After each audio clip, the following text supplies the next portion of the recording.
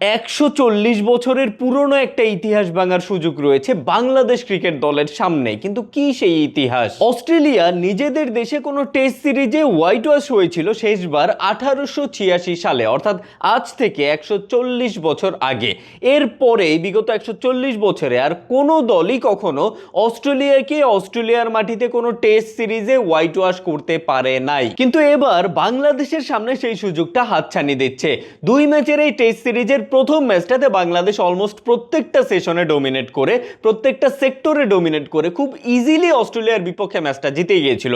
এবার সিরিজের বাকি যেই ম্যাচটা, দ্বিতীয় ম্যাচটা অথবা শেষ ম্যাচটাতে যদি বাংলাদেশ একই রকমভাবে চমৎকার পারফর্ম করে অস্ট্রেলিয়াকে হারিয়ে দিতে পারে, তাহলে তো ইতিহাস হয়ে যাবে ভাই। যদিও ব্যাপারটা আসলে এতটাও সহজ না যতটা সহজভাবে আমি বলে ফেললাম, কারণ ঘরের মাটিতে অস্ট্রেলিয়া ঠিক কতটা শক্তিশালী দল সেটা তো আমরা জানি। সেই সাথে প্রথম ম্যাচ হারার পরে দ্বিতীয় ম্যাচে যে অস্ট্রেলিয়া আরো অনেক বেশি শক্তিশালী হয়ে কামব্যাক করার ট্রাই করবে সেটাও একরকম নিশ্চিতভাবেই বলা যায়। তারপরও বাংলাদেশের সামনে যেহেতু ইতিহাস তৈরি করার একটা সুযোগ রয়েছে, তো আশা করতে দোষ কি?